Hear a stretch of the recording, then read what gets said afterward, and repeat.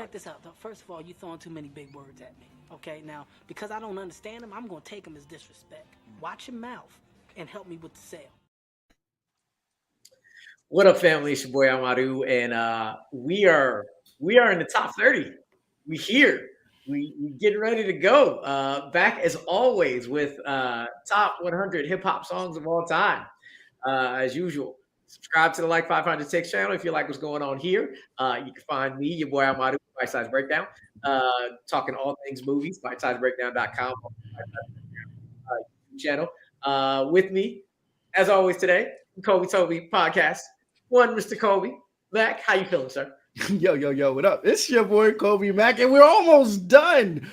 I'm feeling good. I'm hot. I'm sweating. If you could only see the way that the Winnie Pooh situation got going on right now, woohoo! Yeah. It's I don't know why I have this big ass sweater on because we got the AC blowing. Maybe that's the reason. And I don't want to just go with a tank top. So it's all good. It's all good. And as always, the one, the only one, Mr. KB, the producer. KB, how you feeling today, sir? Feeling good. Peace and blessings to everybody out there watching. All right. And this week, I ain't seen this man in a minute, but if all y'all know the Schmoedown, it is one Mr. Jader Paramo. I had him on here because over IG chat once every 2 months, we just go at it for about like 3-4 hours just about like hip hop. Just keep going and going and going and going. How you feeling, fam? I'm so glad to see you. How you doing today? I'm feeling great, man. I'm also hot. I'm in Florida, so right now I'm it's hot outside, bro. You can fry an egg on the asphalt. But I'm excited as hell to be here, man. It's just like you said, man. Every time you even when you're promoting whatever you're promoting at the time, reviews, whatever, yeah, and you always just drop some songs that I ain't heard in a minute, or I'm like, people barely know this shit, and it's just, and then we'll just chop it up with that one song or whatever. So very, very hyped to be here right now. Yes. Can't wait. As always, just letting you know what's going on next week. We are going a little later next week, but we're gonna get in the top 20 next week, starting at 8 o'clock. But today we're getting into the top 30. So let's kick it off with what we got at number 30, and it is a man that everybody loves, respects, we knew it was coming. California Love, Tupac featuring Dr. Dre, and everybody forgets Roger Troutman is on that song. He is not just like a sample. The man is there. He's in the video. I had it at 139. Kobe had it at 82. KB, you had it at 22. So I'm gonna kick it off with you, KB. Talk about California Love, son. This was an era where not only was the West Coast, in my opinion, really dominating hip hop at the time, but this was kind of like a standing on the top of the tower, beating your chest like King Kong moment. California Love, the music video, the cameo appearances, the Mad Max theme, like they was doing big stuff in that. I would say it was pretty much, in my opinion, the highest point in Pac's career around that time when this song dropped. Obviously before his untimely demise. But yeah, this is an all-time club banger, cookout banger. Like that's just what it is, man. Like there ain't really nothing else to say. 100%. Kobe, you had it at 82, man. Speak on it. Yeah, I think in the subgenre of like regional or like city anthem songs, it'd be really hard to ignore like what this was for the West Coast. I've said it a bunch before. Obviously, I've got East Coast bias. So from like a musicality standpoint, this didn't really do a lot for me, but I couldn't avoid what it did for a lot of others. I will say, I think the music video elevates the song for me. It's hard to listen to this and not think like what KB was talking about, with the Mad Max theming and how animated everybody was. And yeah, at the right time, like I could be able to rock with this. It's very cinematic, the song is. But it's hard to speak about California and not think about a song That's California Love. Yeah, for real. I have this lower than everybody else, 139. It is definitely, there's a couple of biases. It's the East Coast bias. More than that, though, because as y'all know, I have a Pac song at like number 13. So there's a couple songs throughout this list, and I think another one today that I like mistakenly did it with. This is like anytime the R&B group Next plays and Too Close or any of their Dun, songs plays to dun, me. dun, dun.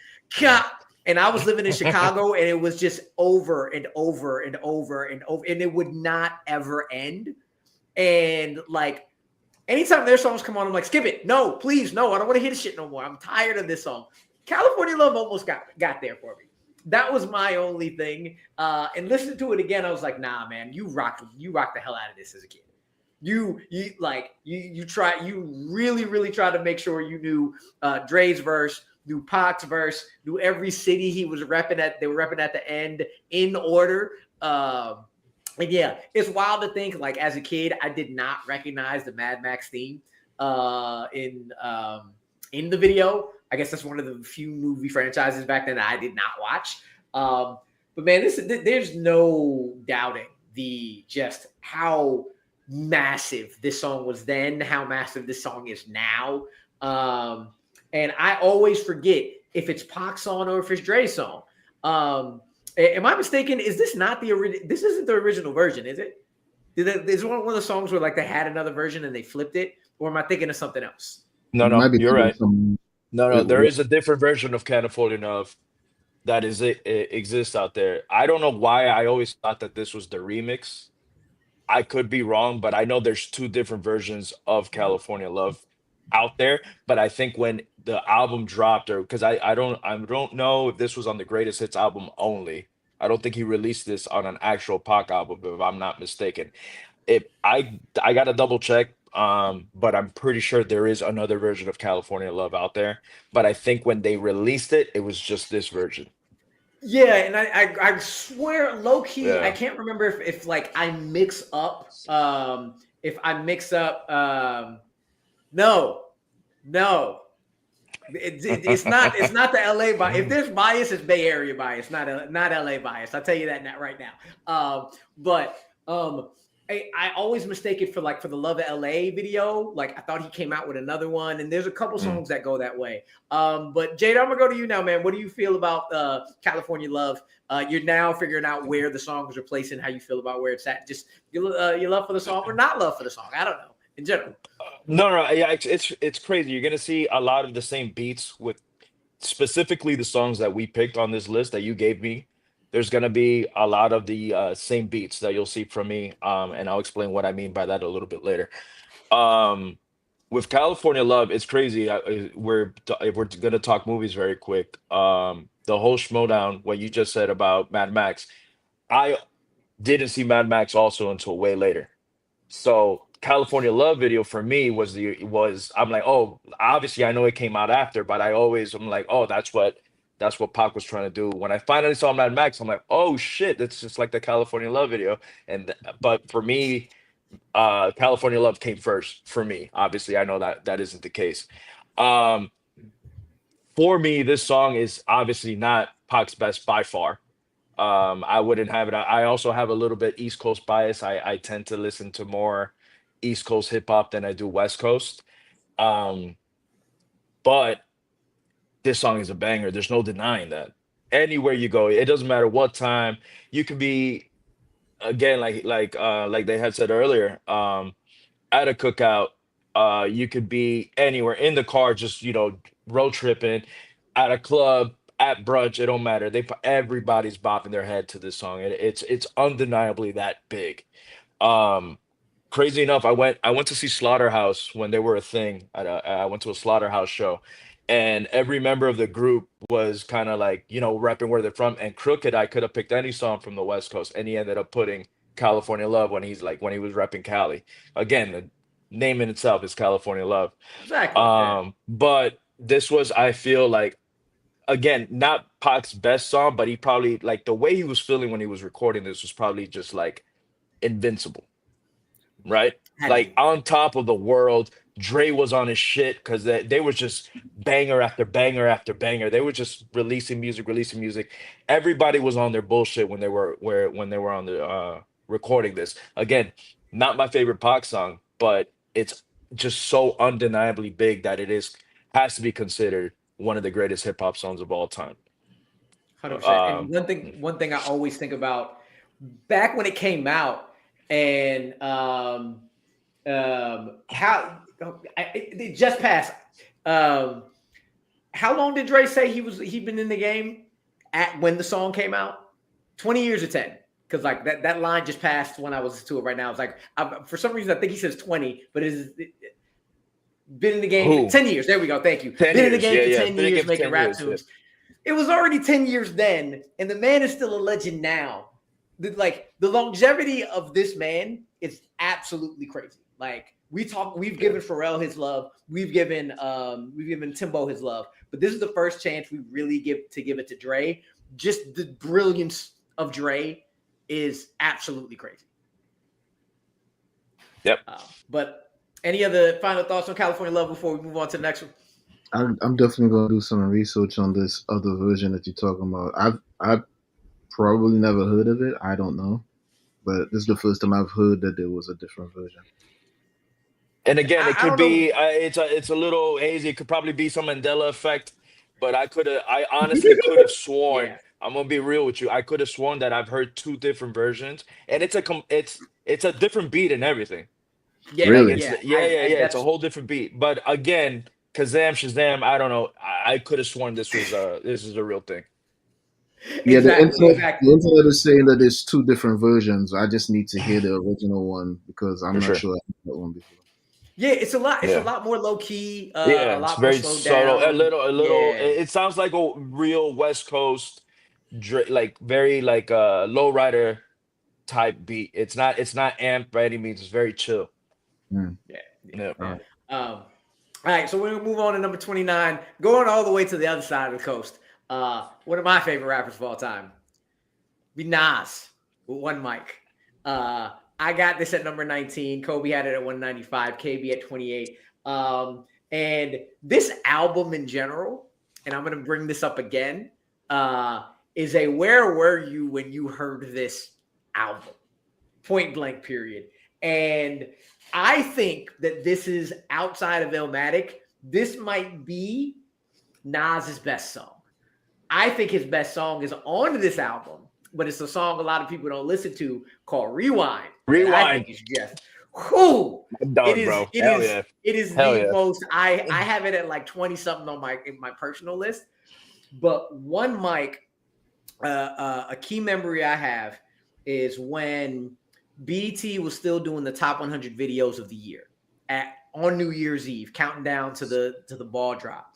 And my brother was obsessed with this song. And they were getting to 10, 9, 8, 7. And in that time, like, we were like, One Mic's not coming. It's not coming because people like Nas, but they don't rock with him like that. And then it came up in number 3 and it's like, how the fuck did I ever doubt?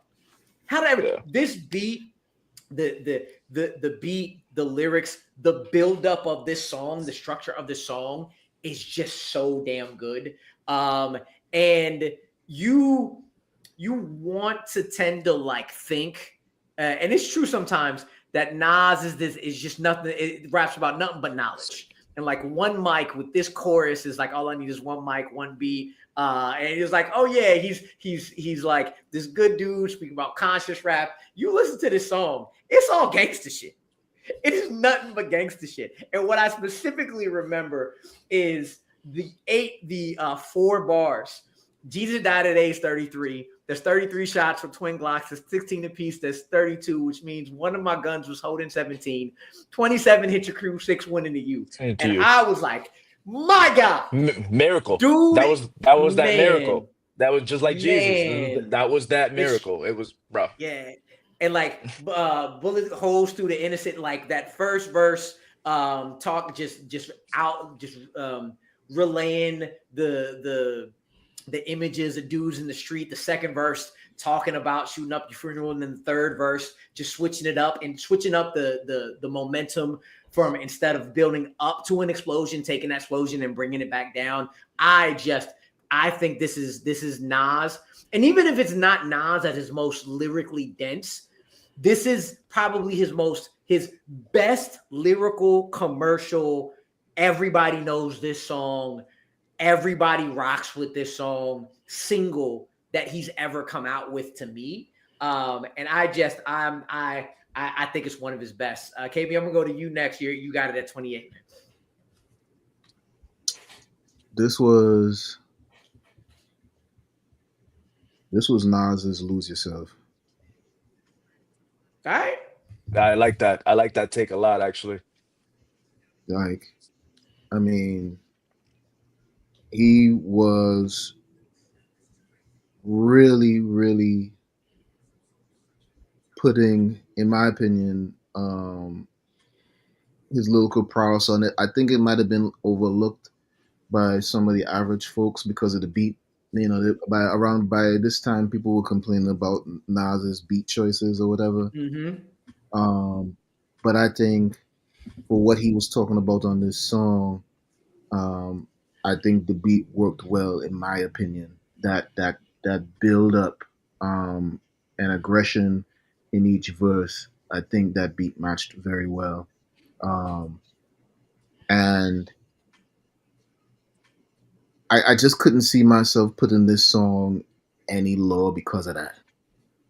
Just because of that alone. His lyrical prowess, as well as that beat and what he's trying to proclaim, and kind of letting people know, because I think around this time too, there was a few people, which I kind of noticed.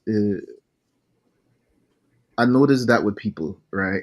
Like, there was a time when we, as a community, held Biggie as like one of the best, top 5 dead or alive. Nowadays, I'll be hearing people talking like Big wasn't that dude, which is crazy to me.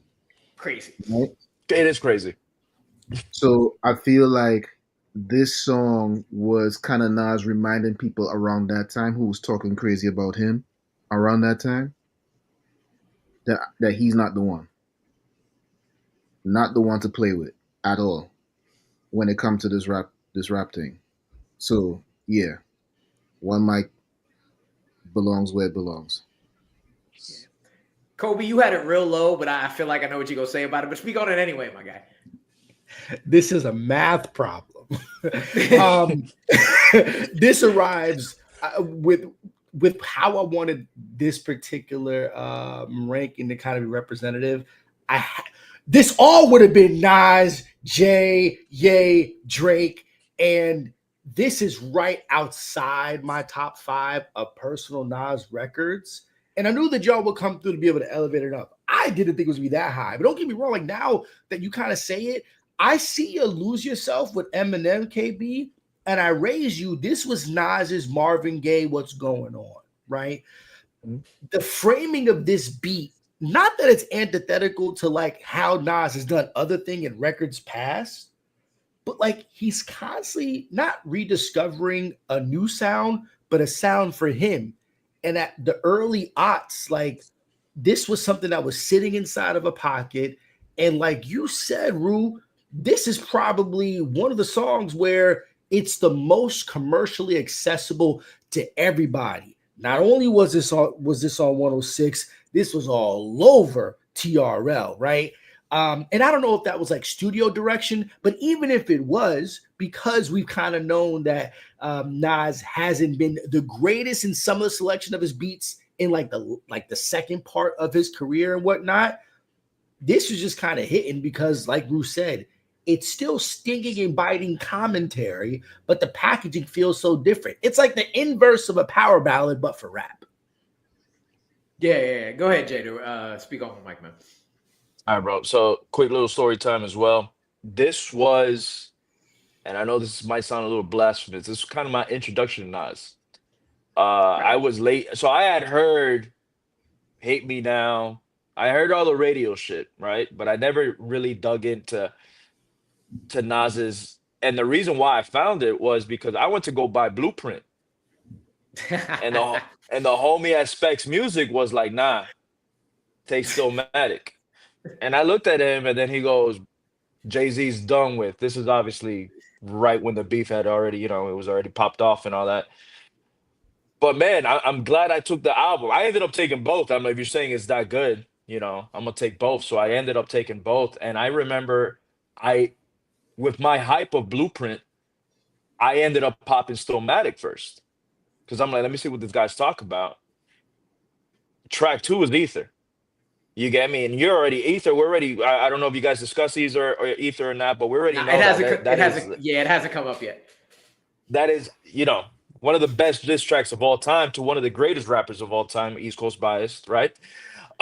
So when you're seeing a juggernaut like this, I was like, who the fuck is this guy? Because again, I had heard "You Owe Me" with Genuine, and the song with Puff Daddy and all that. Okay, he was Puff at the time, so I'm like, bro, is Nas really like that? My older cousin had bunch of CDs, so I went into his shit and I saw that he had Illmatic. It was written, I am, all that, and that's when I really dug in. But if it wasn't for Stillmatic, I mean, eventually I would have. But at that time, I didn't. Rewind, funny you mentioned it. My favorite song, Destroy and Rebuild is another. Well, like that album for me is the Yeah, top. that album It's a just top to bottom album. I love classic. it, right? Uh, One mic for me is basically if like Malcolm X was now, right? With a Glock. That's literally how I see that shit. It's just Malcolm X holding a Glock, talking about, again, the storytelling in the beginning when he's talking about um bust up the glass burst, when he's talking about the cop shooting him and him dodging the Mhm. bullets and all that, right? Everything there is just storytelling. That's something that Nas does really well, which is one of my favorite things about Rewind, which is a lot of the songs that we're talking about. What I love about it is the storytelling that they do. That's one of my favorite things about hip hop is if you're spitting lyrics and I'm visually watching this like I'm watching a movie, right? That's how you're gonna grab me. That's why a lot of the artists now that I like. Cole is one of my favorite artists right now because I think his storytelling is like top notch, right? Um, but he goes from that, and then every verse he starts slow, and then you're climbing, and he's climbing, and he's just going on this rampage, and he explodes. And then on verse 1, he ends with "The time is now," right? Boom, all I needed, and then it slows down, and then he goes that, and then verse 3, he starts at the top, and then he ends very gradually, very gangster, very, very, very like I don't know, bro. I just love this song. For me, if I had to rank these songs that we're talking about today, this is definitely top two for me, top three. We have so many great songs. Obviously, this is the greatest hip hop song. Like, so it was hard. When I saw the list you gave me, I'm like, holy shit, this is incredible. Right. But One Mic is one that I heard over and over again. And even today, like I was listening to these songs up and down the whole day today, just this same 10 songs over and over with on my end. This song every time just it brings me goosebumps every single time I hear this song. Yeah. It's just I don't know, it's greatness, man. And then it again, KB had mentioned everybody, I guess at the time, which I didn't know, was questioning, oh, Nas really fell off since Stillmatic. This is now the outside, like in retrospect, this is what I've been noticing. And I think like Nas's last releases, like people don't really fuck with them. I guess because he's not putting out music for the public or anything like that. But I still think his projects are top notch, man. Yo, Like those 6 the albums King you stick diseases, in it just all in of back to them. back, the Yeah. King diseases, all they're so nat. And I tell everyone, like, bro, like they sleep on him so fucking much. But it's you know what? It's one of those things where I'll take pride where I'm like, nah, that's not for you. Leave that for us. Leave those for the heads. You get me? Like those are that music's for us. That's not for you. Um, No, that 6 albums in 6 years with Hit Boy, it was hit after hit it after was hit just after hit. yeah, man. For me, Yeah, yeah, absolutely, absolutely. But for me, just the way like he conducts himself in this song, and again, it's one of those like he kind of planted that flag in hip hop, saying my name fucking belongs in your top list, and that's what he for did. sure. 100%, You know, 100%. Any last thoughts on One Mic before we move on? I will say King Disease being his first Grammy win is wild. King Disease 3? Yeah. King Disease 1 being his first Grammy win is like wow, but hey, it is what it is. But any last thoughts before we move on to the next one? All right. Jader, you talked about storytelling, so I'm gonna let you kick this one off because if we're gonna talk about storytelling, ain't no way we not talking about Children's Story by Slick Rick. Yeah, man. So Jader, I'm gonna let you kick this one off, bro. Talk on probably up there with Rewind is one of the greatest storytelling. One of the great, no, absolutely, absolutely. Up there for me, up there with "Give Me the Loot," Warning. But if you're talking storytelling rap, there's nothing better than Children's Story. For me, again, I heard the song 1,000 times as a kid, but never really listened to the story that this man is telling. You know, niece, nephews, nephews, his uncle Ricky, right? Dude, wordplay. His name's Slick Rick for a reason, you know, because he's on it. A hip hop classic for me. The way he just goes all about. There's not really any hook on this. It's just boom. He's telling the story. Good night. It is what it is. I don't know, man. It's just one. It's one of those songs that it has to be. This is stay list. It's been stale. When did this song come out? I don't even remember what year this song came out. It was like 88, 87, around there, more or less. I know it was late 80s for sure. But the fact that I'm pretty sure it was 88. But the fact that 88. yeah. So the fact that we're still talking about this, and it's still considered one of the greatest hip hop songs of all time in 2025, you know, and there's a lot of people that only know this song by Slick Rick, and that's okay. And I tell people that, and I'm like, that's fine. Listen to his catalog. You know, he's one of the greats for a reason. Um, but this song for me is just it's a masterpiece in what storytelling rap is, and I feel like a lot of the ones that came after, again, your Bigs and your Coles and your Nas's, obviously this was had to be a huge influence on them, Yeah. right? So There's a recent meme out of like it's two separate memes where somebody put them together of like old heads listening to young kids rap music now and not liking it and exaggerating the features, but also the flip version of young dudes listening to the old music and it's an exaggerated version and it's Slick Rick's voice. And I'm like, what are y'all doing? What are y'all doing? This is horrible. The disrespect. The disrespect. It hurts my heart. But also, it's kind of funny, which also hurts. But like, I mean, jokes work; they work. Kolby and KB, both of y'all actually had this at 112. Kolby, I'm gonna go to you first for this. Yeah, I mean, like, yo, shout outs to it doing what it did at the time that it did, and kind of being something that felt a little different from like the stuff that came about 5-10 years before that, right? And I think it's like what y'all just said. There is like this silkiness to Slick's voice that's what differentiates it, right? He's not coming hard onto the beat to do this thing all nice and neat. He kind of like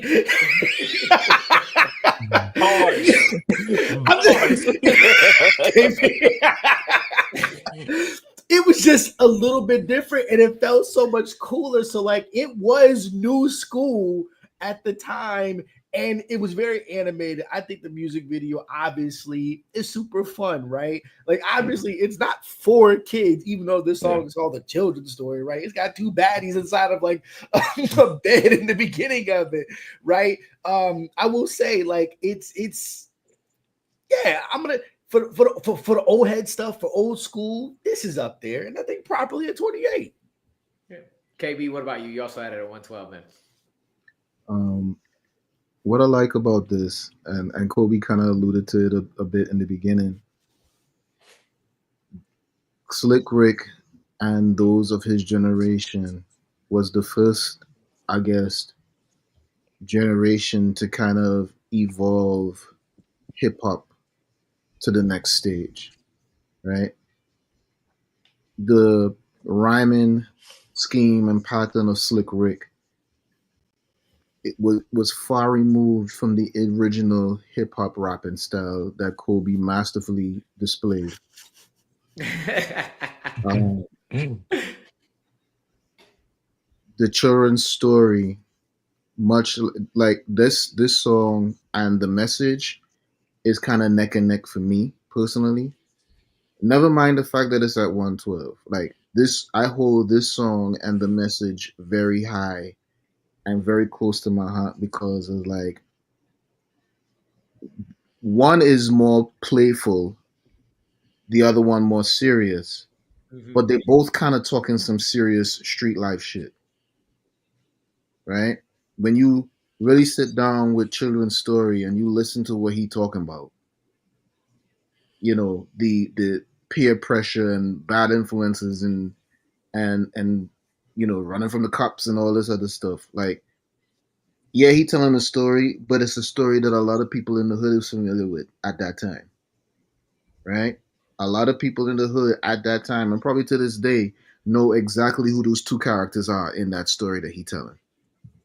And that's why that's the second reason why I think this song is important and why it should be where it's at right now on the list. Because, like you said earlier, this song has definitely influenced a lot of rappers that came up afterwards. Because nobody was really rapping like this before, right? Nobody was storytelling like this before. So this was a healthy thing to happen to the genre of hip hop. And it's what elevated it to where it is today. That's why this song still gets played. That's why Yep. we still hear this to this day. Yeah, That's you why we talk still hear about snippets of it in commercials and stuff like that. Because it's like this song has a strong influence on the culture. So for it to not be on the list, if this was not on the list at all, we would really be doing people a disservice, honestly. Oh yeah, we would have no credibility whatsoever. I have this at 16 because I think I really think it's underrated. I think it's top 20 all time, but people put it like a little lower, like because we spent this whole time talking about the storytelling and the lyricism and its flow. This beat is massive. Yeah. Like it is so damn like it is the perfect encapsulation of what the 80s was going into what the 90s is going to be, but not just 90s hip-hop. Y'all forget Montel Jordan's rap verse was this, and this is how we do it.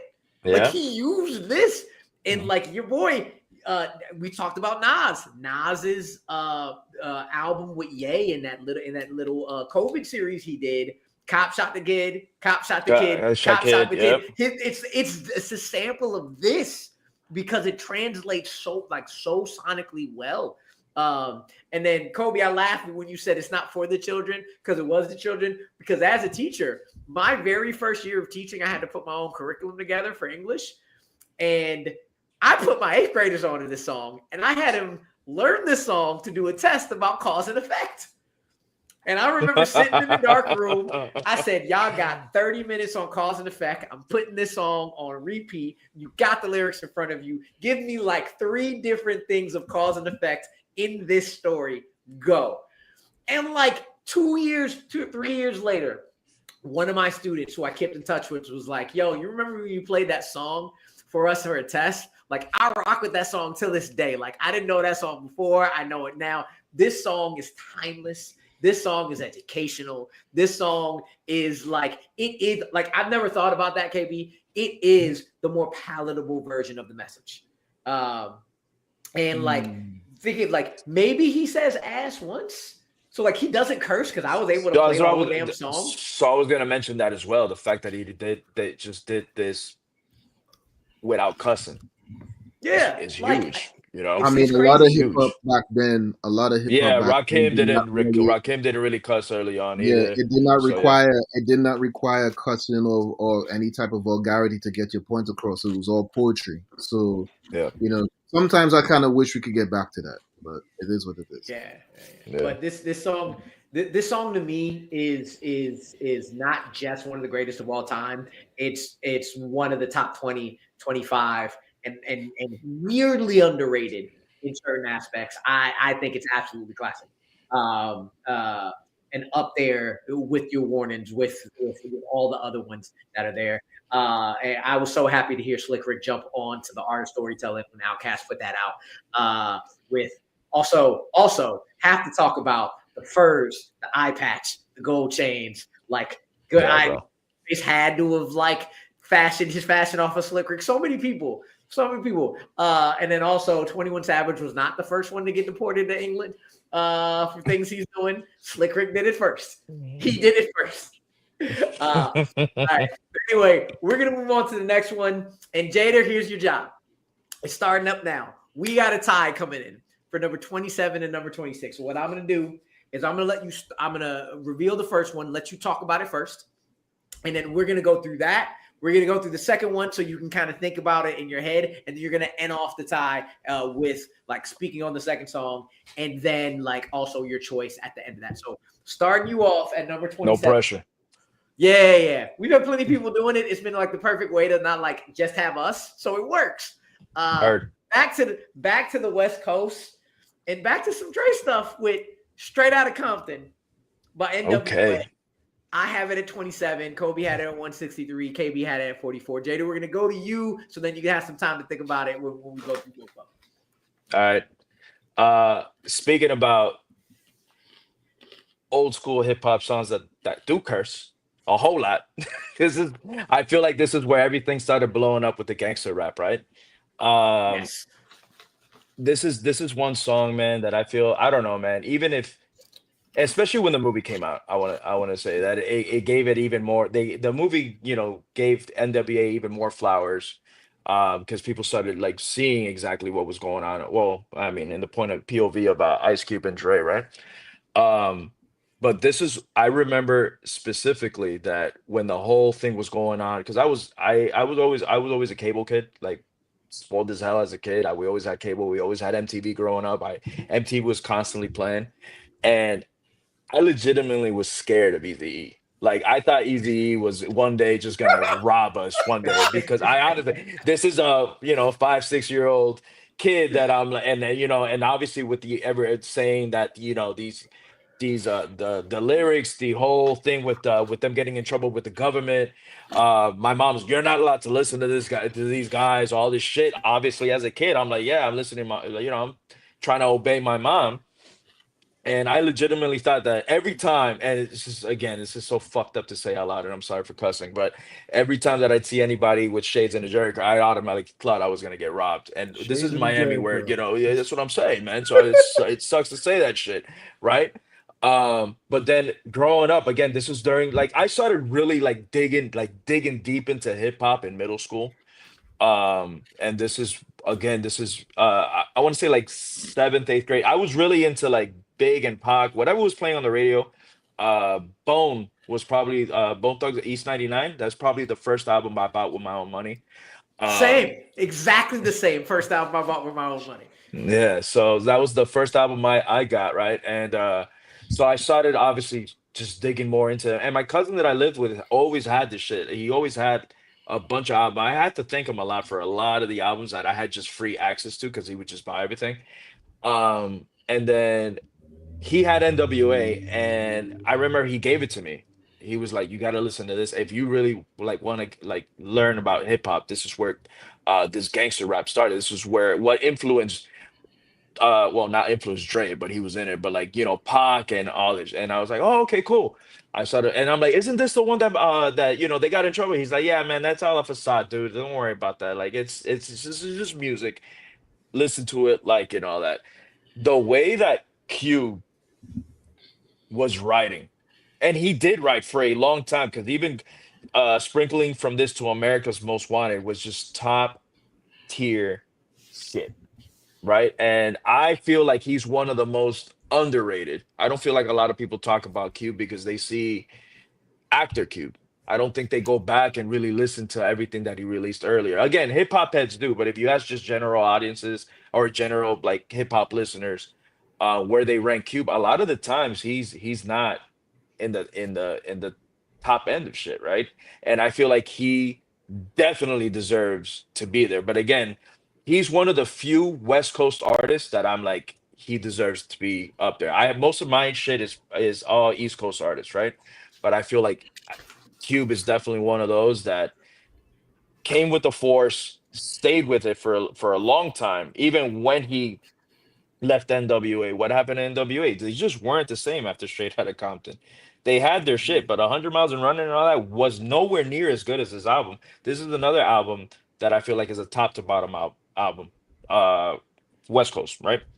Um, but going from that MC Ren's verse, going listening to Easy's verse, it's just the way they had so much to say of the lifestyle that they were living in, and they just brought that. And again, this goes along with the storytelling.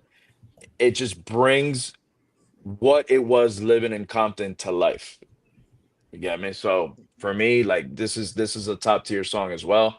It's one of my favorite hip hop songs. I have it up, I would have it up there as well. Just a little spoiler. It's one of those for me that is like it's up there. I absolutely love this song, bro. Yeah, I have it at 27, and I'll be honest, a lot of that is impact than straight music, just straight musicality for me. Like I still don't really listen to NWA to this day. Like it's No. few and far between, but I like the respect I have for it, the way I will listen to it, and I've been listening to it this week. I was like, yeah, this is of course top notch. But I think for me musically, it's not as much as something I like connected to. Cube's verse, killing it. MC Ren's verse, I'm gonna compare it to a trio we talk about a little bit later. It was like still dope, but it's like you were clearly like, okay, and then not including Eazy-E because we know Cube wrote for Eazy-E. But Yeah. even with my bias, like I had to put it at 27 because I know the cultural impact. I know how well together this song is put.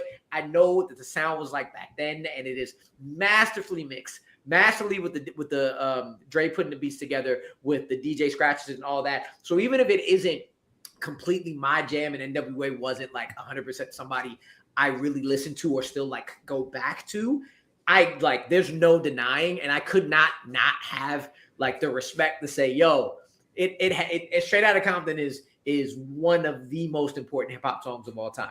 KB, I'm gonna go to you next because you had it at 44. Yeah, man. NWA, the polar opposite of Public Enemy. But they did, in my opinion, still had the same type of aggression. I mean, some might argue that NWA was a bit more aggressive. What they represented at the time was angry youth, right? Angry youth coming out or being a byproduct of joblessness, lack of education, gun violence, death, or crime in general, and the crack era, the early 80s straight into the 90s crack era. They were talking about the ugly truth, and they were saying it and delivering it in an ugly manner, right? To some dope beats. So it could not be denied. Listening back to some of those songs, I still kind of feel the same way I did back then. Like I appreciated the kick in the door. This is our story. This is what we're going through. Fuck the police. Fuck the government. Fuck everybody that hate us, right? But at the same time, and there's been a lot of discussion about this. They say that a lot of the content was, to a degree, very destructive to our community, right? That being said, though, did they lie? No. No. Yeah. They lied. No, they were literally lifting up their shoe and showing you the shit that they step through every single day when they walk out their house. to so that the world could not ignore the message that they was trying to get out. This is our life. This is what we going through. Yeah, people in the Midwest kind of glorified it a little bit more. Oh, that gangster shit, I love that, da da da da. Completely missing the point of everything that they talking about or they portraying in their songs.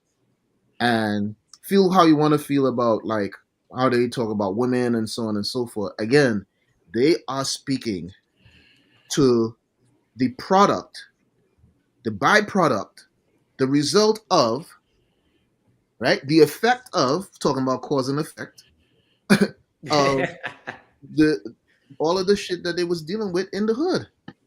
Point blank period. So we can two things can be true, right? A lot of the music was harmful to the community because some people might have felt like it was being glorified, or people that was listening to the music kind of was glorifying the things that was already killing the community already. But at the same time, it's putting a spotlight on us, on our communities, and saying, this is what we're going through, what we going to do about it. Are we going to do something about it? Are we going to keep rolling with this? You know what I mean? The fact also that I want to say that NWA really put the West Coast on the map at that time, and really opened up the rest of the nation and maybe probably the rest of the world's eyes to hip hop not just being a Northeast thing anymore, right? We getting different, I guess, subgenres of it now, right? Uh, I feel like that was very important at that time to kind of display that. So yeah, I don't know what the next song is, but you got a tough decision, man. I don't envy you, man. Yeah, Kolby, you Right. had it at 163, man. Before figuring out what that is, let's speak on before we go to that.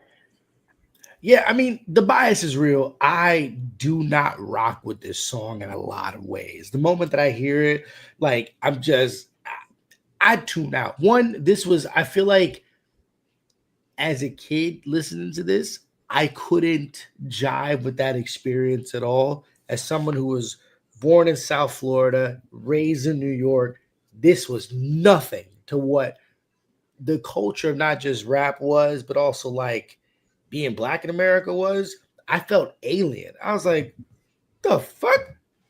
I thought what I saw was a lot of cops. That's a war zone over there. Nah, bro. Like Yeah. that video, like it was a little traumatizing to me. And like also, That's they what I were just mean. here this whole time. Shut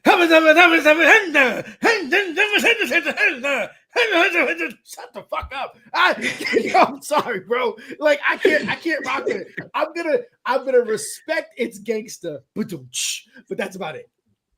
I feel you. I feel you. Like I get it. Yeah.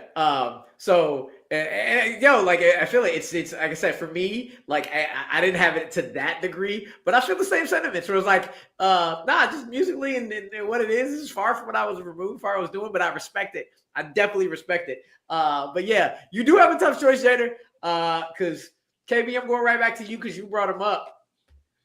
Fight the power. That's what you got to figure out which one you want to put higher or lower. And low key for me, these are two different versions of the same song in different aspects. But I'm gonna go to UKB first because you have it highest, you had it at 16. And I know a lot of people will be like 27, 26 when this is like usually number one, number two, number whatever. This is our list, but this deserves respect. KB, speak on the epicness of this song. First of all, let's talk about Public Enemy for a moment here. You want to talk about a group that was really for the people, trying to uplift, trying to inform, trying to incite, not necessarily rage, but motivation to want better, to strive for better, to do better. That was Public Enemy, right? That is Public Enemy. I feel like to this day. And when I first heard "Fight the Power," so when I came into this country, I didn't know nothing about slavery. Right? It wasn't that it wasn't. It was not that it's not taught in schools. I had just left the country before I had gotten that lesson. Right? So learning about African American culture and the history of African Americans in this country and uh, what they go through in the modern era, especially around that time, uh, it was like, man, like how much longer can you keep this foot on your neck, right? And here comes Public Enemy, screaming to the top of their lungs, "Fight the power." That video, first of all, the most such a powerful thing to see, right? Um, these well dressed, healthy, strong looking black brothers doing that march, doing that militant routine. Like I could see why the racist 1% was scared of it. was scared of people like them. I could see it because can you imagine the whole country, black people across the country, with that mindset? That's terrifying for them. Um, but let me just step off my soapbox for a second. Let me not get too crazy. Because he's asking. But yeah, Public Enemy, man. There's a couple of songs that I truly enjoy. Um, not just for their lyrical aggression, because they were very lyrically aggressive on their songs. But a lot of their beats was banging. So that kept me listening more, of course. Um, this is a song for the history books. Public Enemy is a group that should be talked about more often when we talk about the history of hip hop.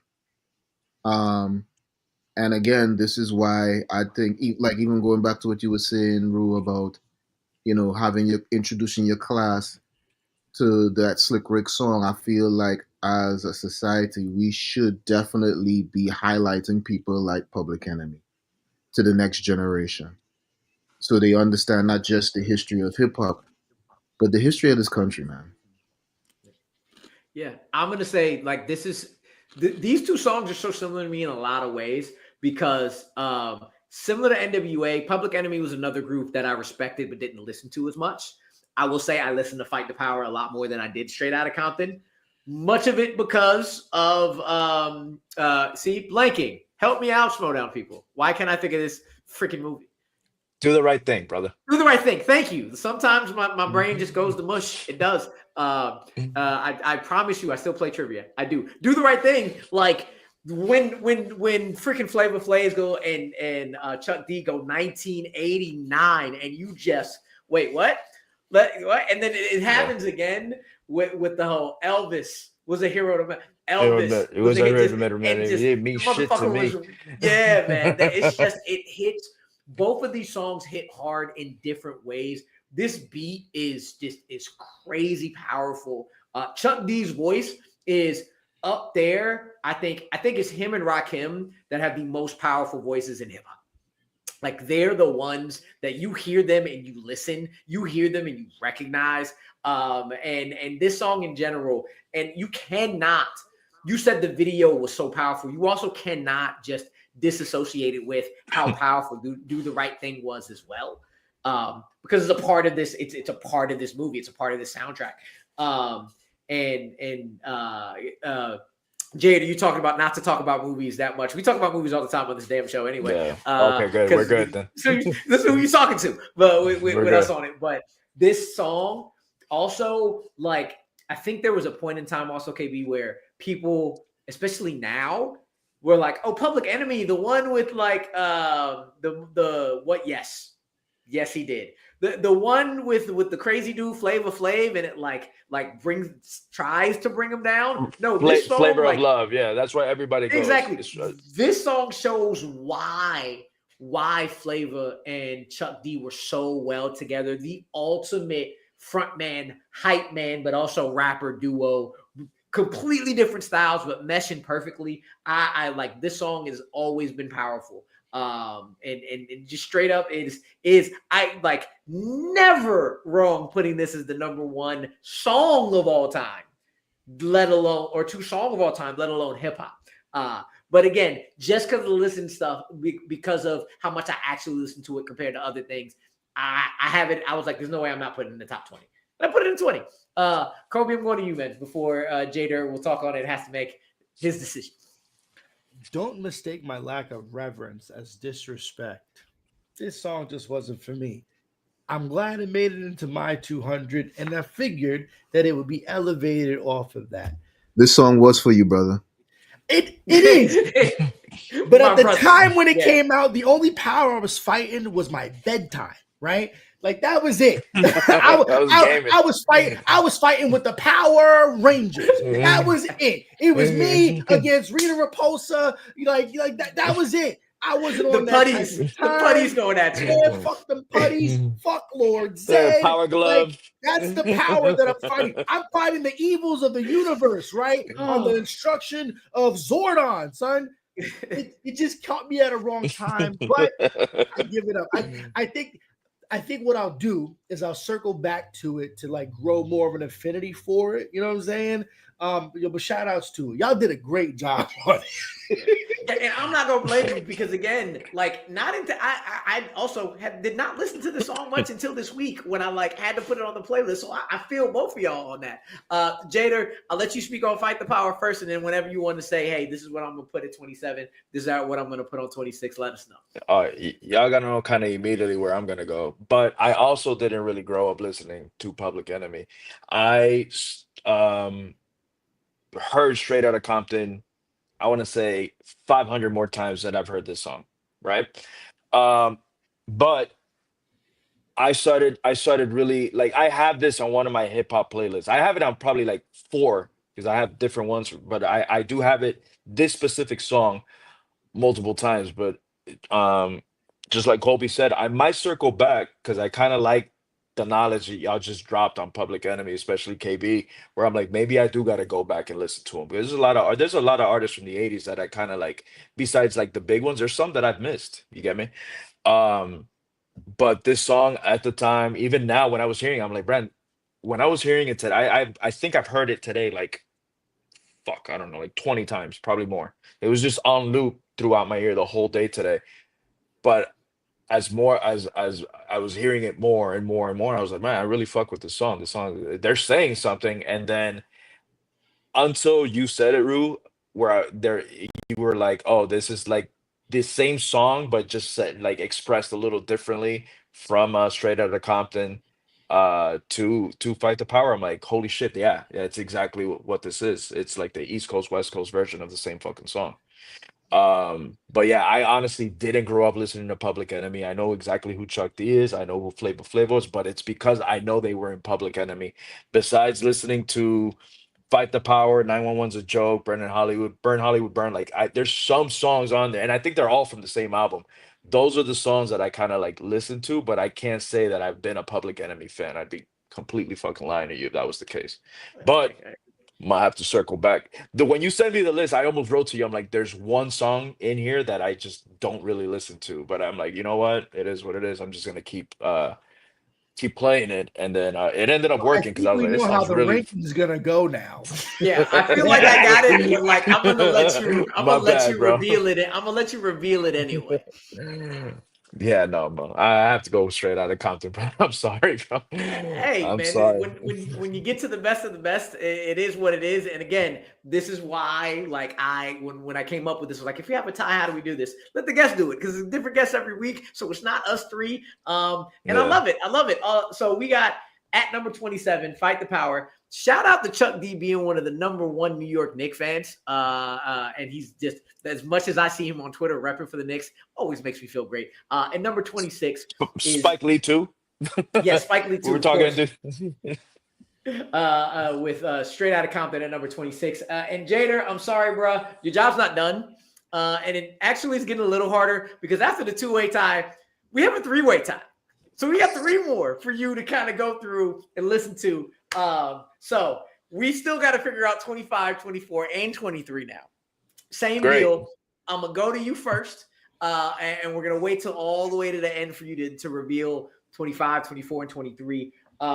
So we'll go over to, we've been talking about East Coast, West Coast, kind of all this episode. But I know where you're going.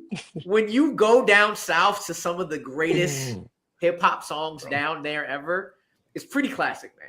Mind Playing Tricks on Me. I had it at number 9, Kolby at 125, KB at 98. Jader, we're gonna start with you with Mind Playing Tricks on Me, and then we'll get into after that. I fucking love this song.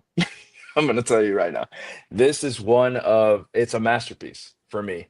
Another group, and I'm gonna tell you also, I didn't really grow up listening to Ghetto Boys all that much, but I grew up listening to this song heavy. Heavy. So when you gave me that list of what we were talking about, Fight the Power was the only one that I was like, damn, I can't really say too much on this song. Everything else were good. Storytelling. Top notch. I was one of the ones when I was growing up listening to hip hop, I would see a lot of the because I grew up with the Jays and the Nas and the Ludas and the Nellys. Like it was late 90s, early 2000s, or mid 90s, early 2000s. That's when I really started like really listening. And a lot of the rappers that I would listen to, they always had Scarface on their top. Scarface was always on the top. It's just one of those rappers that southern rappers that everybody just has major respect. And for me, the first time I heard a Scarface before like digging into the song was I think it was Growing Pains that he had with that song with Ludacris, right? He had Growing Pains. Yep. And I thought he was okay. I was like, hey, he's all right. I didn't think anything of him. And then I started I dove more into Scarface's catalog than I did doing Ghetto Boys, right? But man, what a song for me. Again, it goes as far as storytelling. It's just movie guy. The visuals for me, every time that I can listen to a song but see a movie in my head, it's an automatic win for me.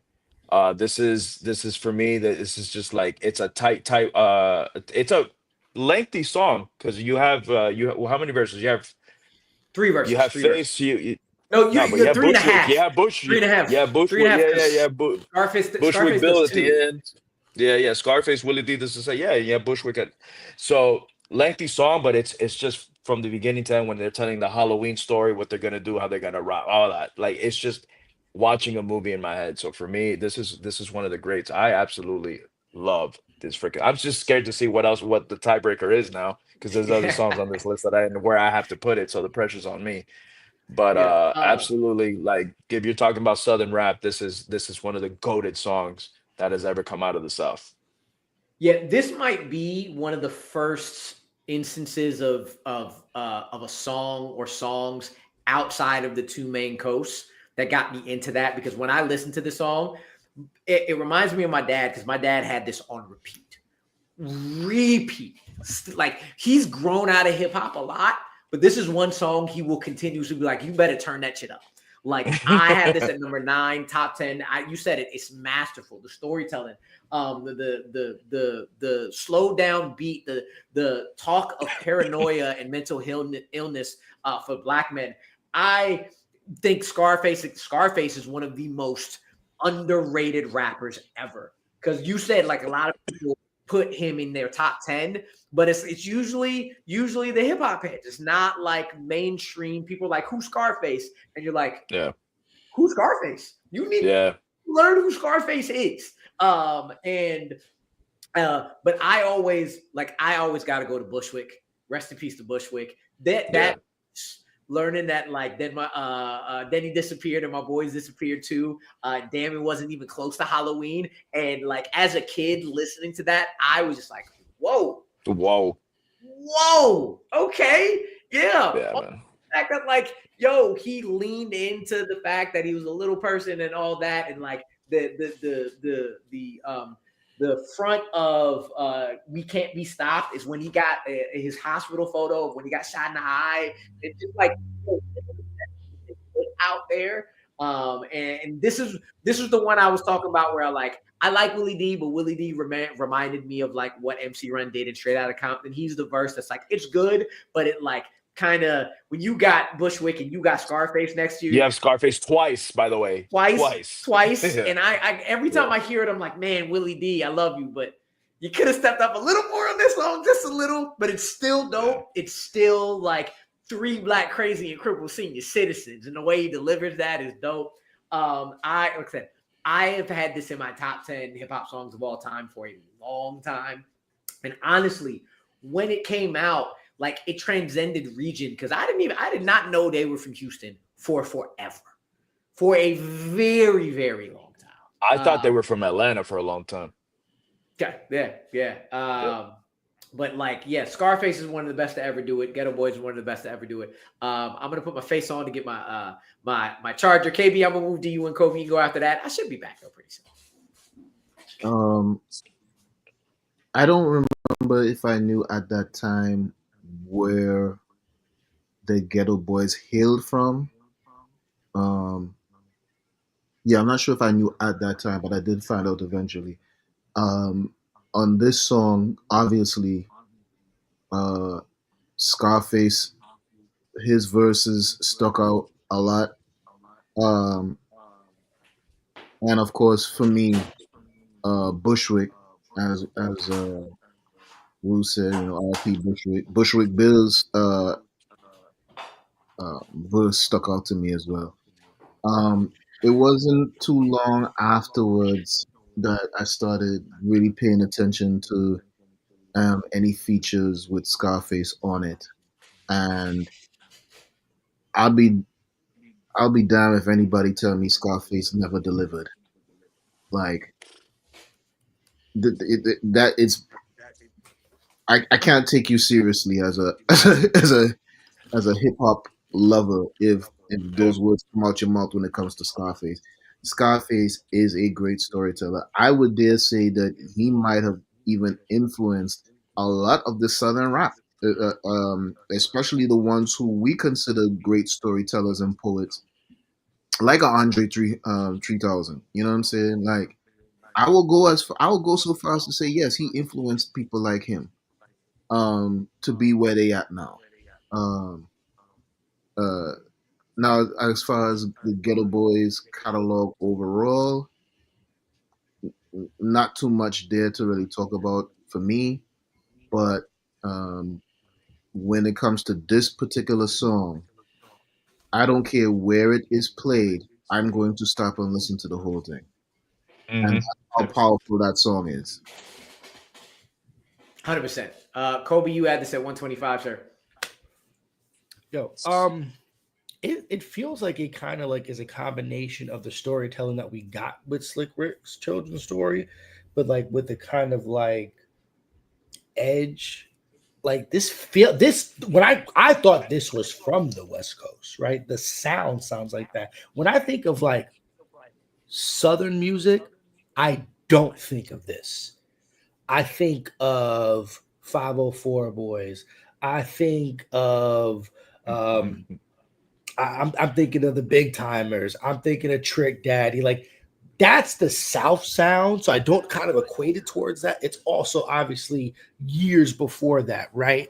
But for what it was at the time that it came out, I respect this. I definitely wasn't in the place to probably like have an appreciation of it the way like I would want to. But you can't deny the lyricism. You can't deny the kind of like, it's not a sleepy beat, but like it definitely has that kind of like West Coast chill vibe to it, right? I feel what you're saying here. For sure. Yeah. It is definitely something different than what you would come out of. But honestly, thinking about it, you think of Houston, you think of Chop and Screw, you think of Schmoedown. It does kind of fit the early vibes before you start getting into the Paul Wall, Slim Thugs, Chop and Screwed versions. It's more slowed down, it's more laid back. But I've never thought about that, but I definitely see what you mean in terms of it feeling like a West Coast vibe. West Coast vibe. All right. But with that, we're gonna go on to the second song that we're gonna try to figure out. And it's actually one of my favorite surprises being this high. We talked about them last week. We're gonna talk about them again. It's the Fugees with Fuji La. I had this at 124. Kolby, you have it at 21. KB, you had it at 87. Kolby, I'm going to you first, man. Speak on it. That just lets me know that there's probably some more Fugees coming. I mean, we had Killing Them Softly already gone. Now I got a question. All here. right, what did you cover? We covered Killing Them Softly. Killing Me Softly with his song is the only. If you covered that, there's definitely one. It's the only Fuji song we've talked about so far. Not the only Fuji featured song, because we also talked about Do Out That Thing earlier in the list. I think that was like somewhere in the 80s or 90s. 69. And I think Killing Them Softly with this song was earlier, was last week. Let me tell you something. Ooh la la la. It's the way. That is such like effortless swag to slink into, and it's one of the records that like everybody can just be able to take part in, right? Like there's something, it's weird, this particular beat feels so uplifting, right? But at the same time being real gully. And I love the back, like I swear there's something so like special about Lauryn Hill, man. Like to be able to kind of like marry the soul that you would get from a Mary J with like the depth that you would get from a Nas, that makes Lauryn Hill. Like, and everything that she does, like obviously they're part of a, like this is a group, but like you can't take your ears off her. When she opens her mouth, I feel like majesty is coming forward. They're like dropping stuff. Dropping his mic. That's what he's doing. Yeah, Fuji Live. There you go. Yeah, forget it. My headset unplugged. Like, unplugged. Lauryn Hill unplugged. Yo, Lauryn Hill unplugged. Oh gosh. Woo! Sidetrack, bro. Fuji Live is just absolutely great. I love the timelessness to this song. Everything that's being talked about, a bit over my head as a young kid, but just like driving around Yonkers, New York, like in the 90s in my uncle's Beamer and just feeling the AC, or just like how the cool breeze at night, you just feel so hot. It's great. All timer. Definitely all timer. JD, I'll go to you next for Fuji La, because it feels like me and you have like the same trajectory hip hop wise for a lot of stuff. And if it's the same, this was the album. This was that album. This was the album. This was 96's album, in my opinion. Honestly, the score is one of the greatest gifts to hip hop, in my opinion. I feel like people I don't know if as of late, with the hits, but I don't feel like people talk about the score enough, right? Another top to bottom album, which this song, my girl knows this song word for word. Word for word. She knows Lauren's verse. Actually, when Russo sent me the set list, the list yesterday, I immediately put it in the car. We were gonna grab some dinner. Children's Story was first, Fight the Power was next, Fuji Line. She's like, "You're gonna talk about this?" And I was like, she's like, "Bruh." She's like, one of the greatest songs ever, man. And for me, it's that beat is so timeless, and it doesn't matter where. I remember little Data.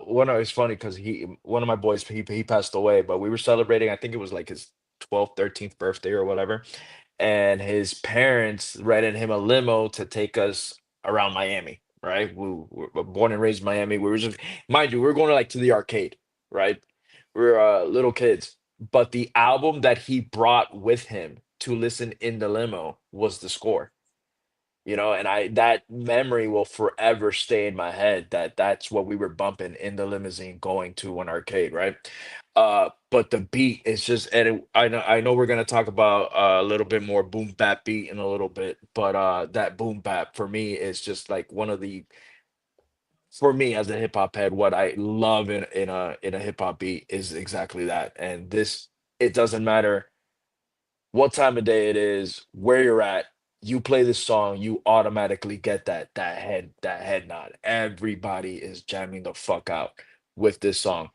And I know there's other verses in this, and I know I know there's other, but it's for me, it's this is Lauryn Hill's song, and she annihilates the fuck out of this song. 100%. The end. Like I did not realize that their three biggest singles off of the score was samples. I didn't realize until not Yeah. too long ago that this is Tina Marie, and you make people not think of Tina Marie when you sing a song Mm, or sing a hook. It does a lot. It does a yeah. lot. I've been mentioning it all summer. One thing I've been mentioning all summer is thinking about like kick-ins to songs. We used to be number 10. Now we Okay. permanent it with Mm, like that just gets you hyped. You move into Lauren, and this we've said what we need to say about Lauren. Everybody knows that. I don't know what was on my young mind. And maybe like it's I don't know. I'll speak on I love Wyclef's voice, but Pras was always my dude growing up. And like we know he lyrically isn't up there with any of the other two, but his voice, yeah. I sit 90 degrees underneath palm trees, the cool and chill. I loved him as a child. Absolutely loved when Pras would come in. And usually, the third verse is left for the person that's just kicking it. And like they always left it for him to finish. And I just loved it. And I still love it. I don't know how he's doing in jail right now. That man's got a lot to deal with. Yeah.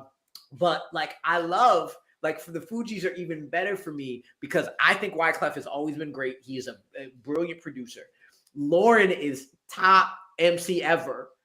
And then the fact that like the one part that people are like, it's Pras. I love Pras. So it's just even better for me. And I think this was my introduction to the Fugees. Minus Mona Lisa that I heard like every once in a while, but didn't like figure it was Fuji La that got me in, and then I went back to Mona Lisa. KB, you had this at number 87, sir. And again, I was so very happy how high this one was. So like getting it up there into the 20s when I thought Fuji La was landing in like 50, 60. So this is pretty dope. Yeah, I'm not mad at it being up where it is overall in the 20s. Like I said before in previous episodes, it was very difficult putting this list together without putting my whole Northeast bias into play.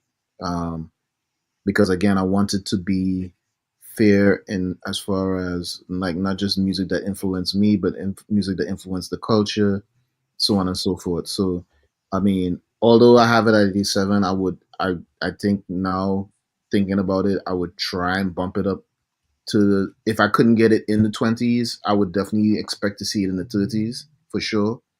Um, this album when it dropped, uh, like you said, Jada, from front to back, fire, Fire. Fire. fire. I Okay, still have it on heavy rotation. I still listen to this album pretty heavy. because the production and the lyrics and everything was just so masterfully done. I Um, don't think production wise Wyclef gets like the structure he puts to these songs, the Yeah. production he puts to these songs. And one thing, especially from last week and this week, the bridges he puts together. What's going on? What's I'm gonna going cut on? this Yeah, on we I was soon gonna tell done. you, Pras finishes and he still jumps in that song. Yeah, I that think bridge is crazy. Yeah, I man. think The real production is both. I think real music lovers, especially of this genre, understand that each member of that group played a pivotal role in every song that they put on that album. Everybody put in the necessary ingredients. Everybody played their role. Everybody stayed in their lane and stayed in their pocket, and it worked. Right? Lauren obviously being the more lyrical of the three, but also the singer, right?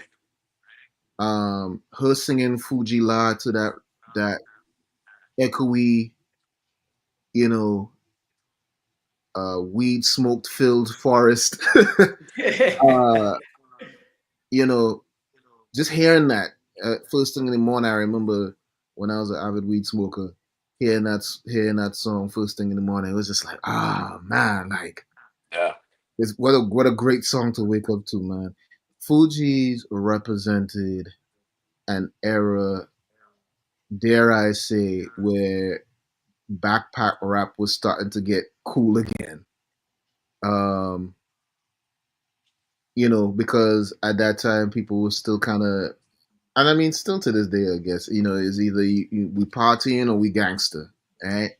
But there's always something to be said where you get like a healthy medium, and then you get a project like they gave us, where it would like literally just you can just sit back, relax, and listen to the whole thing and not be bored at all. No skips, nothing. Like that's so rare in music. Um, and they knocked it out the park with that album and definitely with this song. So I'm not mad where it's at right now at all. 100%, 100%. So we gonna rip the Band-Aid off. We might know what's going on because you got it on your shirt. It's the Woo. It's Protect Your Neck. Kolby, I'm gonna go to you first.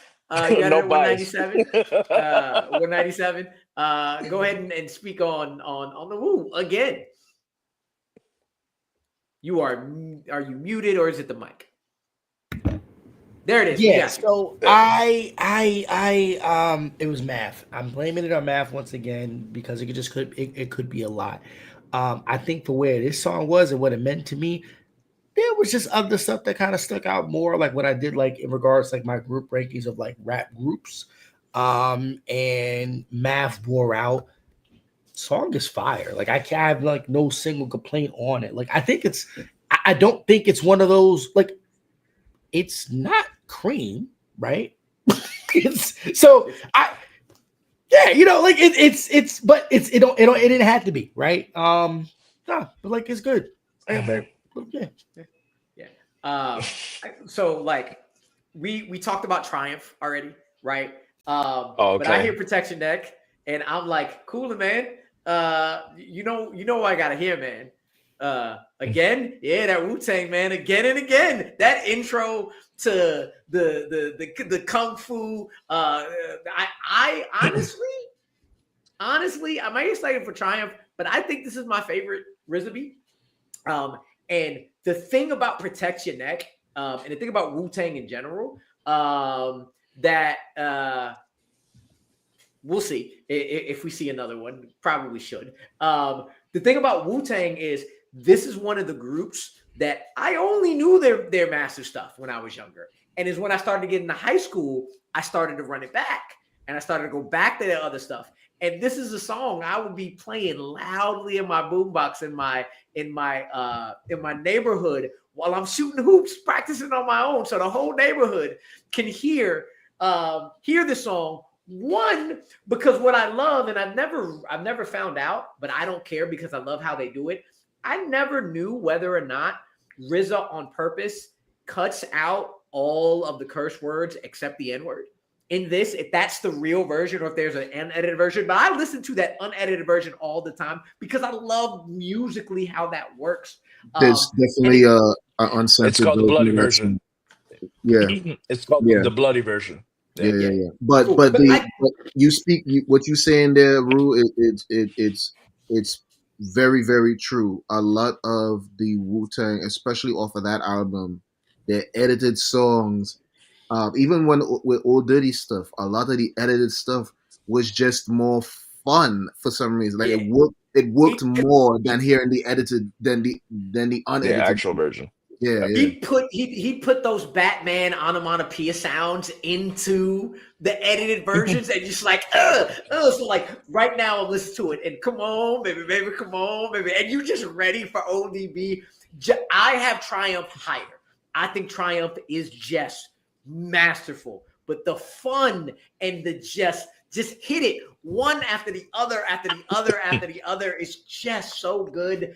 Like highlighting Jizza at the end, because who's your A&R, a mountain climber who plays an electric guitar, and like Method Man doing the same thing he does with the edited version. The smoke from the lyrical blunt make me and just don't cough and just don't say cough. Just do it. And just brilliance of a crew and RZA's production and their own personalities mashing so perfectly, even though they are not the same dude in any way, shape, or form.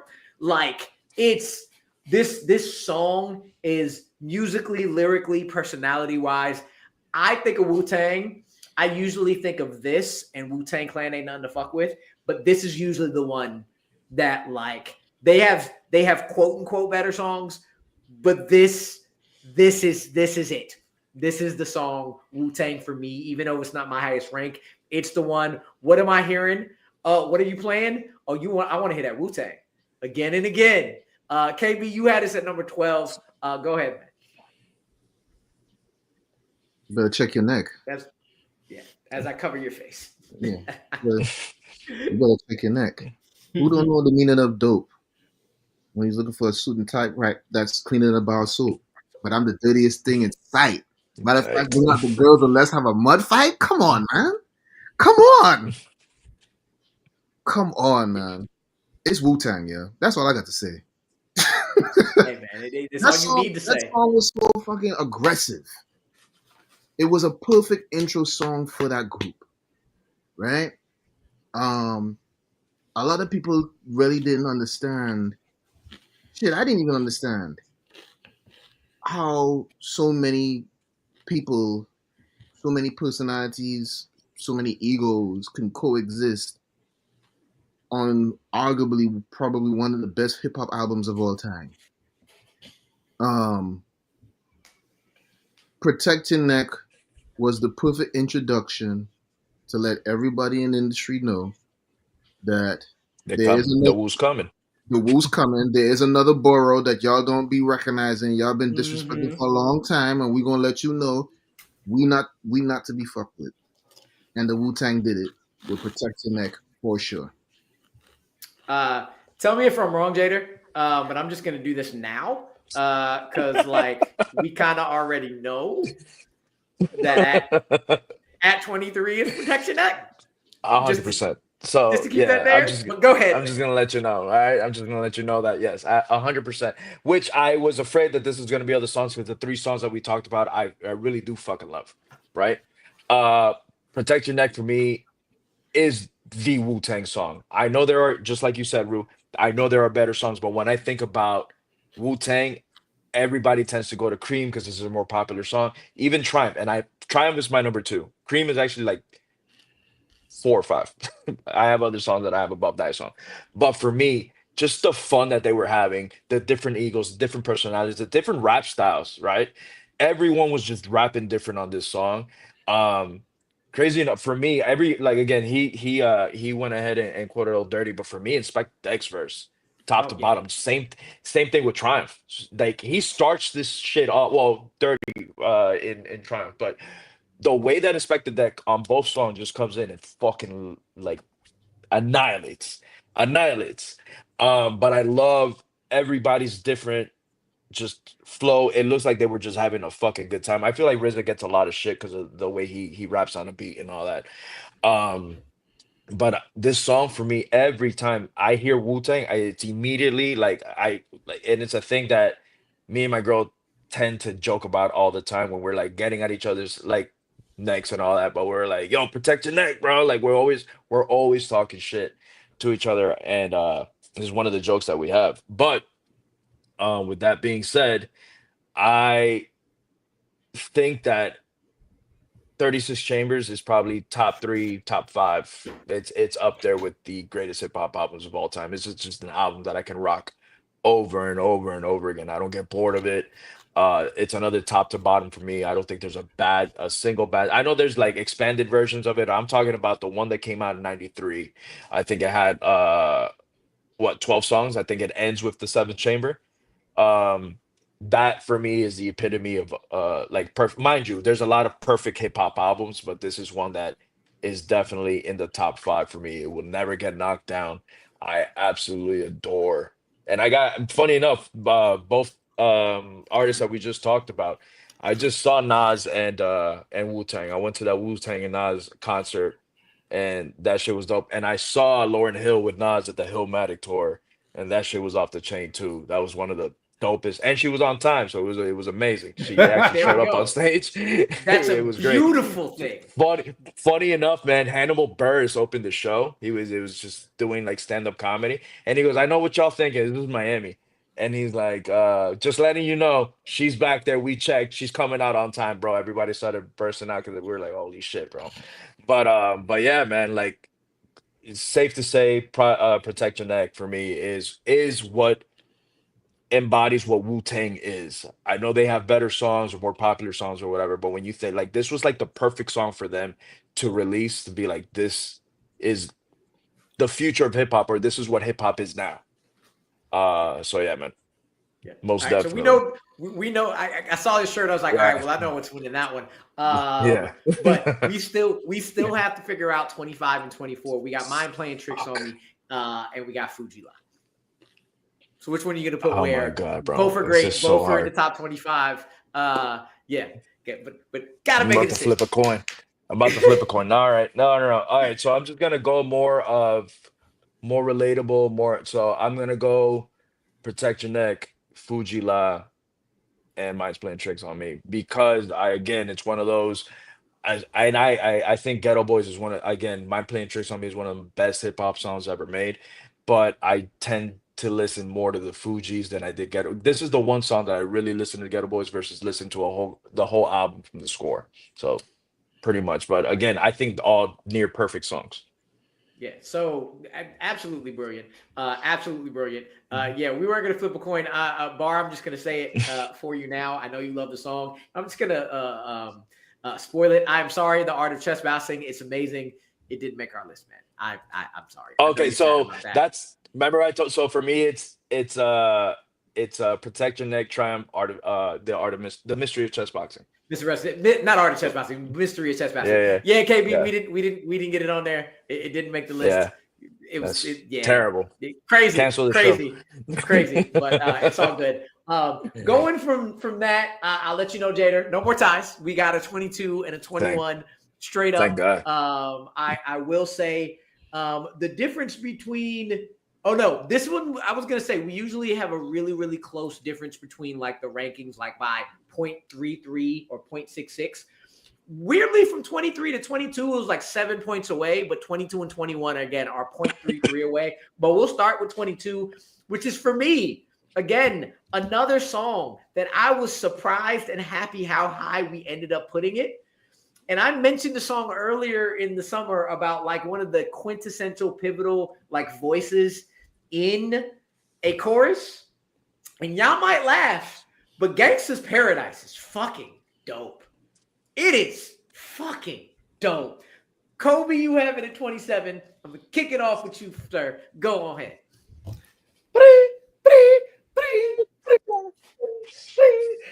All right. Yo, the movie influence obviously is great. It may be up there with one of the greatest soundtrack songs of all time, right? Like, I think that's what made, like, I remember before the movie coming out distinctly, this music video coming out, and like, I think this made the movie that much more iconic. Like, I think, yeah, the song is better than the movie. Let's say that right there, right? So understand. We're not going to do Dangerous Mind slander here. That just shows how good the song is. No, it absolutely does. But like, this song was so dope, and Coolio has like other stuff, but like this was it for him. This song had the kind of like the chorus, I think, like is here. Like his cadence is so different, right? Like I feel like I can hear Busta in it. I feel like I can hear some West Coast influences, and he mashed it all together. Tell me, why are we so blind? Like, it's a great song. And I don't think it's never not a suitable time to be able to play it. I've heard Gangsta's Paradise at like a bunch of different types of clubs, and it's uniquely a great song to kind of like, be able to mash up with other stuff too. This is legit. KB, you had it at 39. Y'all carried this song up to 22 for sure. Yeah, this song is a cult classic, up there with the likes of like 5 on It. Like, yeah, that's the song. That's the one that we know. The other one with the dude on the chorus, we know that quintessentially. Yeah, and it was surprising. I didn't dislike the song when I first heard this, right? And I used to hear it on the radio all the time as a youth, but I for some reason I never felt like it would carry on into the next generation the way it did, and I'm actually pleased that it did. Because like I said before, it's really hard as an artist to be heard, especially before the age of the internet, right? And if you manage to, even if you were being called a one-hit wonder, right? If you got one hit in the door and it's still being played 20 or 30 years later, did you really lose? Right. 30 years this year, if I'm not mistaken, right? Because it came out in 95. And again, rest in peace to Coolio, man. Rest in peace to Rest in peace to Coolio. Coolio. So, yeah, this is definitely one of those songs where I don't know. I like Coolio as a person and a personality. So it's very refreshing to see that this song is not only up on this list, and has had so much influence and had such a positive effect on so many people over this time. I'm just happy to see that it's up here. Jader, I'm gonna go to you before I finish it off and we move to the last one. This was the first hip hop song I ever learned in my life. Nice. I used to call this song Dangerous Minds because I didn't know it was called Gangsta's Paradise. To be completely, if we're going to be real. Yeah, man. I heard this song before I saw the movie because it was playing all over, obviously, the radio and all that stuff. And it grabbed with that opening, bing, bing, bing, like that grabbed everybody. My mom bumped this song when I wasn't even around. Like, that's how much of an influence. And I feel like if you put this anywhere, just like we mentioned a couple of, I mean, again, we're talking greatest hip hop songs, or we're getting close to the end, so you're gonna hear this is one of the greatest, because this is essentially what the show is, right? But I feel like even people that didn't listen to hip hop, right, people that casual listeners respected the shit out of this song just because of what it was. It was not a song that cussed at all. I don't think he cusses at all in this song, if I'm not mistaken. Um, but the influence obviously given also with the movie. When the movie starts, that's the first thing you hear. When the movie ends, I think it's what you hear, if I'm not mistaken. It's the beginning credit, roll, end credit. I'm not 100% about the end credit, but it's just it is. I think it was in the third grade when this came out, and I brought it. I remember I had music class, and our teacher let us bring CDs to dissect what the songs mean, and this is the song that I brought. And she didn't want to play it because it said gangster on it. And then I was like, it doesn't say bad word. I promise you. Like, listen to it. And everyone. And again, I don't know where I was. It wasn't too long ago, but I was like at a lounge bar area. And as soon as that song came on, you just see everybody vibing. And people that you wouldn't even think listen to hip hop we're just vibing with this song. I think this is one of the all-time greats as well. I absolutely love this song, and it's special to me because it really was the first hip hop song I learned from top to bottom. So, here it goes. Shout out to Keenan and Kel. Shout out to Julio. Like, my placement is not based off of like the impact or any of the song. It's not what you typically think of when you think of greatest hip hop songs of all time until somebody brings it up. And then you bring it up and you start listening to it again. And you like, as an adult, understanding what he's talking. It won the Grammy for a reason. Like one of the times they kind of got it right. And like you said it, his cadence, Coolio's cadence, his delivery of the lyrics is amazing. It's just as powerful as what he's saying. The video is just iconic. You see LV, his face, he's sweating, he's going.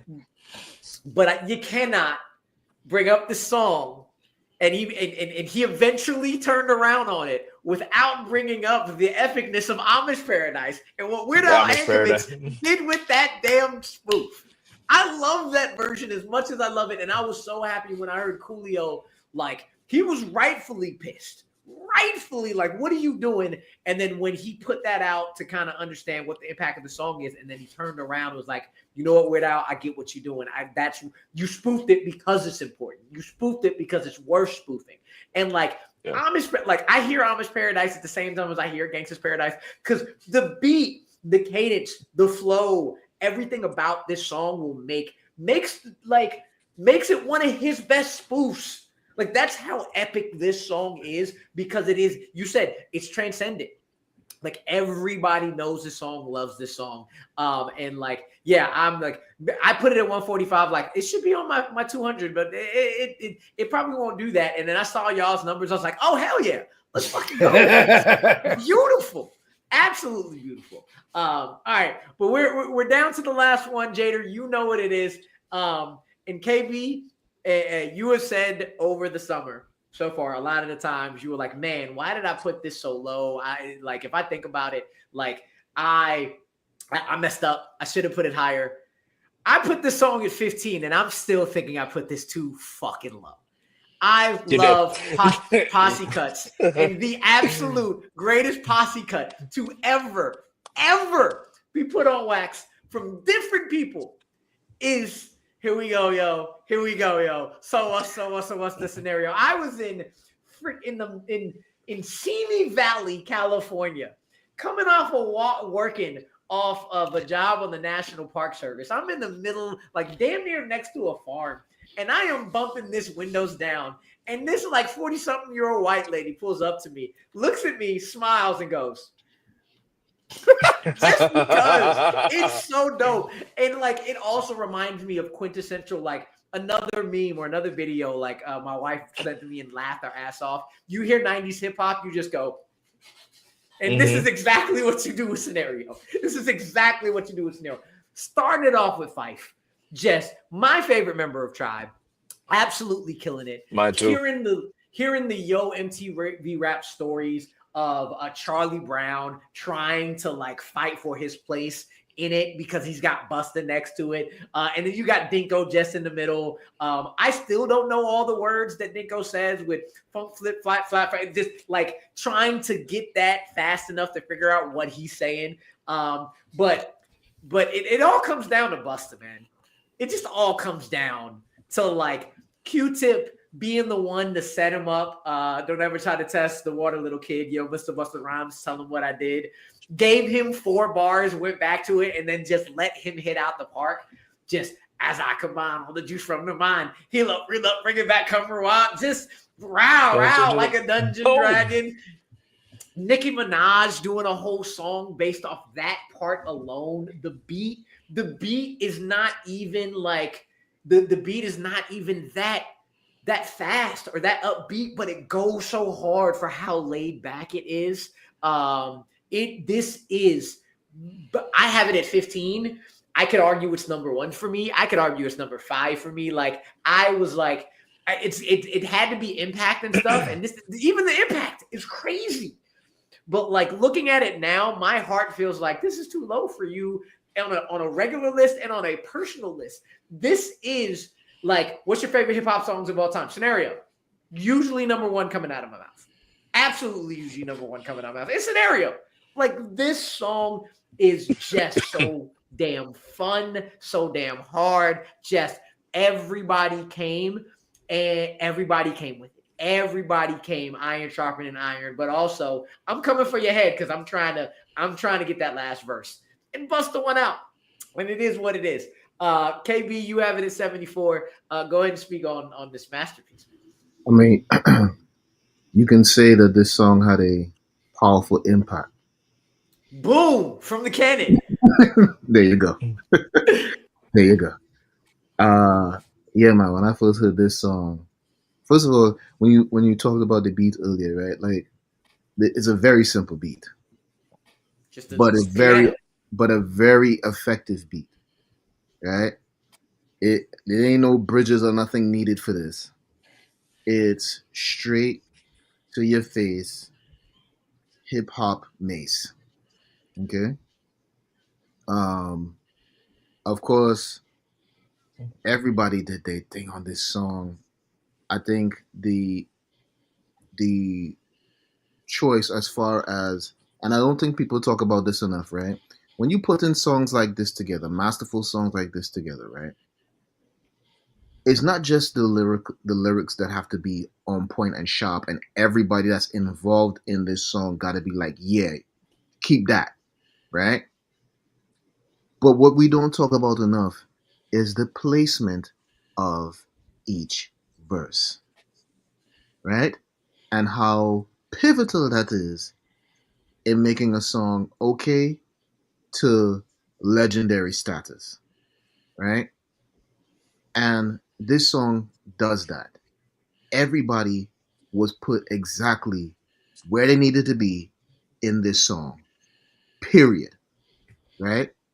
The fact that they had Buster in the middle, and I think people already knew, right? From songs prior to this, right? Even though it didn't garner a lot of attention or a lot of spins, I think people who heard Buster prior to this knew there was something there, Yeah, just right? another case of the PTA, just the Right. leaders. Yeah, Yeah. Like people knew there was something there. But when this song dropped, New York exploded.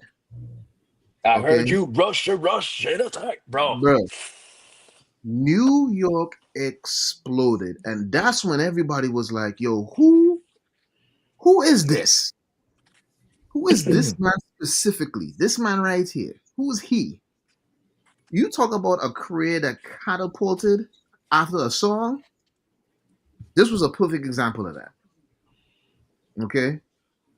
But not to outshine anybody else, all of these gentlemen did that. I'm talking about a song that I sing from beginning to end every time I hear it.